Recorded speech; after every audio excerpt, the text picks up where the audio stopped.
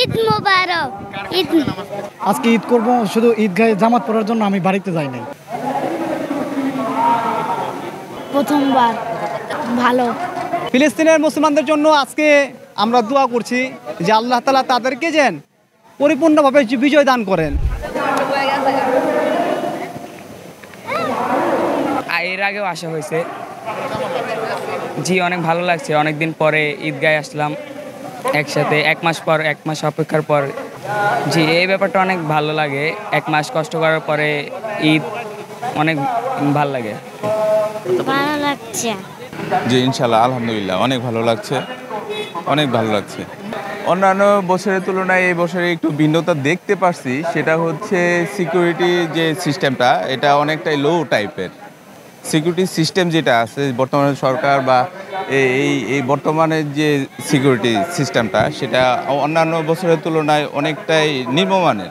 এটা মনে হচ্ছে আপনার আগে যেমন অনেক বিভিন্ন স্তর পার হয়ে আমরা একদম ফার্স্ট পজিশনে গিয়ে বসতাম, তারপর হচ্ছে ওই ইলেকট্রিক যে সিস্টেমটা, তারপরে হচ্ছে আপনার ওই কী বলে ওইটা ফ্যান, এগুলো অনেক প্রবলেম ছিল আর কি। না এমনি সব ঠিকঠাক, খুব সুন্দর সবগুলো আমাদের ঈদের শার্ট প্যান্ট এগুলো কিনেছিল, আর এগুলো অনেক ভালো লাগছে আলহামদুলিল্লাহ।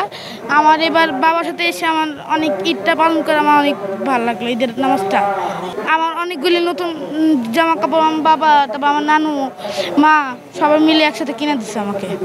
হ্যাঁ আছে, আমরা তো এখানে প্রত্যেকবারই নামাজ পড়তে আসি। আগের বছরও গেছিলাম, তার আগের বছরও আসছিলাম, এবারও আসছি। ঈদ মোবারক। ঈদ আমার আব্বুর সাথে আরেকটা আঙ্কেলের সাথে বাড়ি থেকে ফোন দেয় না, শুধু আমার ফুফাই দিচ্ছে, আর কেউ দেয়নি।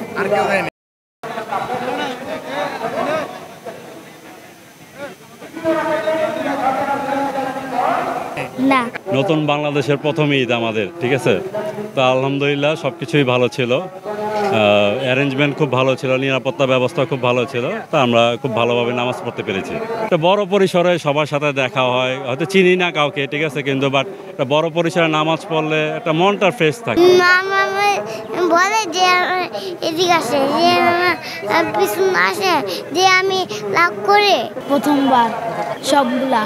না এর আগে প্রায় ঈদগাহ মাঠে নামাজ পড়তে এসেছি, আর আজকে একটু বেশি ভিড় হয়ে গেছে, তাও ঈদের নামাজ পড়তে খুব ভালো লাগছে। কিন্তু এই ভিড়ের মধ্যে আবার লাইন ধরে দাঁড়াতে মজাও লাগছে।